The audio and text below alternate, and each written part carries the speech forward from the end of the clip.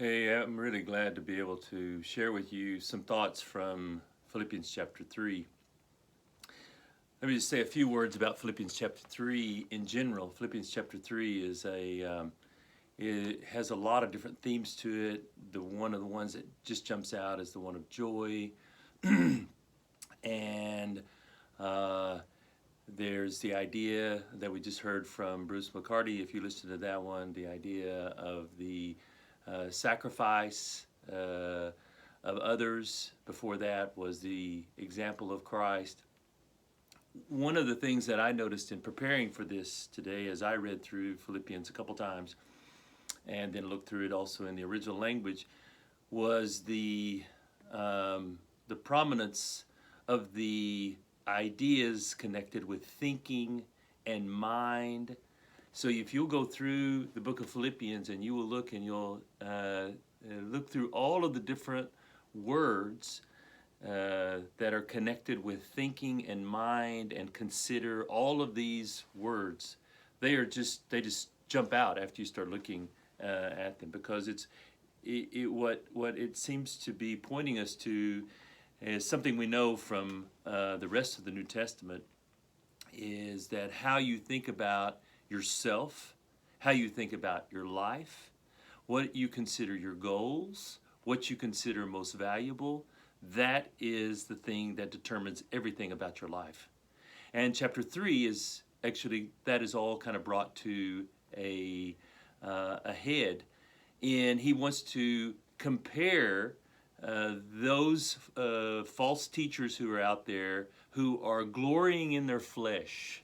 And see, that's the two options you have. Either you're thinking like a man, and I'm borrowing a little bit from the language here of 1 Corinthians chapter 2, where it talks about the way the world thinks, the fleshly way of thinking about the world, and that which is informed by the Spirit. And so what Paul is pointing out in chapter 3 is that those people who are leading the disciples in Philippi away are people who are emphasizing so much about the flesh.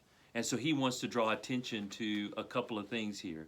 The first part of chapter 3, he wants to draw attention that if you want to play the flesh game, I can play that game too.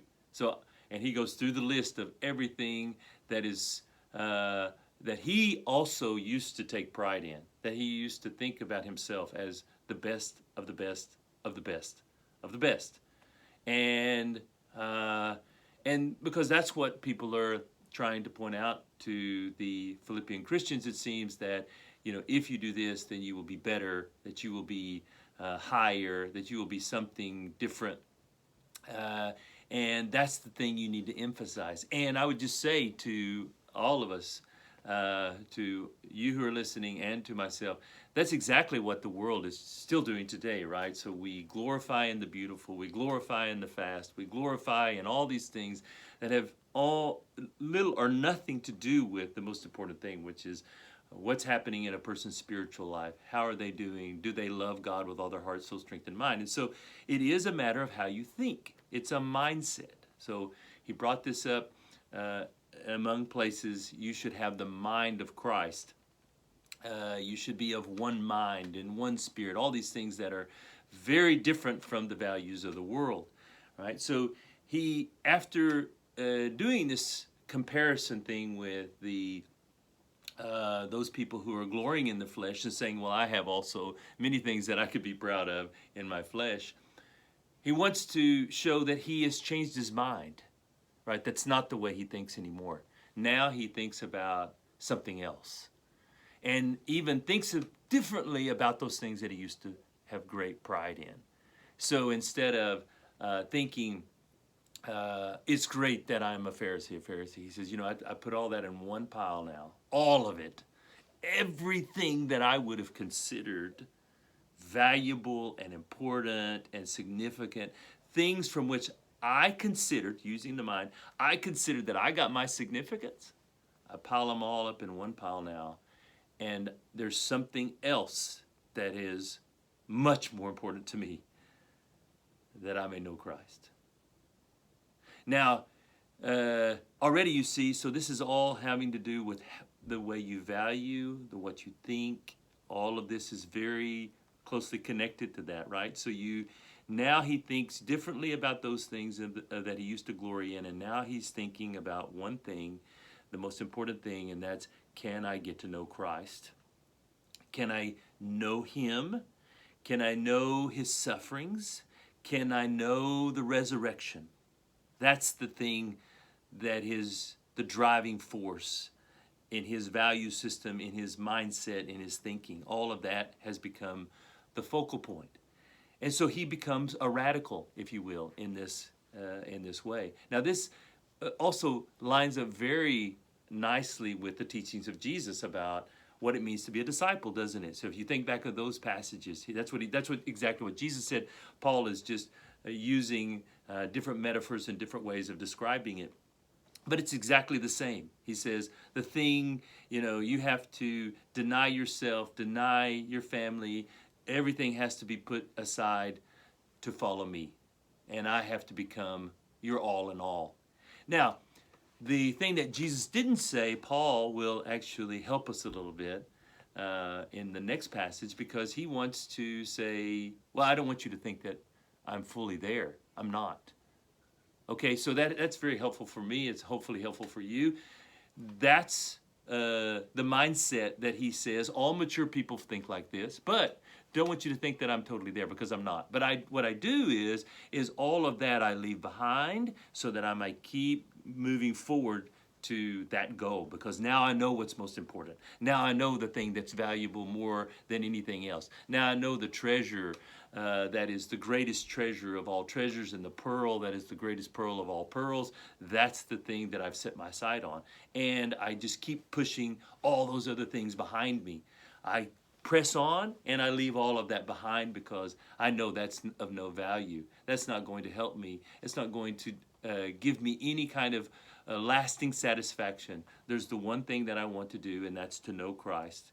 And I put my mindset on that. And so he'll say, all mature people, all the people who are perfect, or all the people who are mature, that's the way they think.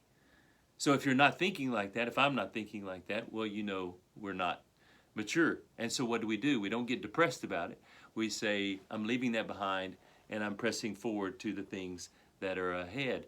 And with all of that, we see his concern, because there are many people, he's already mentioned them in chapter 1, he mentions them again here. There are people who are enemies of this message, who don't want people to know the Christ, who are saving you from suffering for the cause of Christ. And he says, I'm deeply disturbed by that.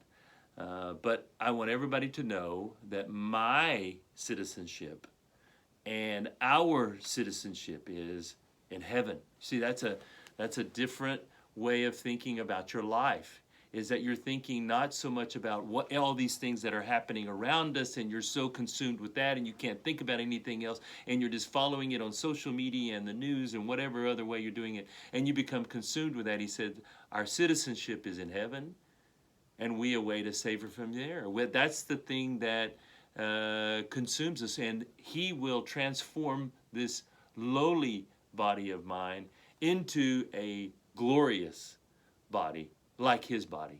And that's the thing that drives us. That's the thing that we think about. That's the thing that we focus on, not in the things that we would glory in the flesh. Now, let me say a few minutes. You may be wondering why I'm wearing my high school lettered jacket and my cap, which I'll take it off now. So these are all values, right? When I was in high school, I wore this with great pride. I have lots of patches from different things. I wasn't superstar in any respect, but I had my own accomplishments. But you know what? This jacket hangs in my closet now. I'm not even sure why I still have it. I never wear it. I'm wearing it right now. Never wear it. I'm actually a little ashamed to wear it, because this is not what I value anymore, or the cap, and a lot of things that used to just be, that the cap represent, that were great values to me, are not values anymore. Now, I'm not arrived there yet, but that's the mindset that I want, is to know Christ more than anything. and to consider this and all that that represents, to push that aside and say, there's one thing that I want, and that's Him, and to live eternally with Him. And I hope that's what you want as well. May the Lord bless you as you preach through this amazing and wonderful book, and particularly chapter 3.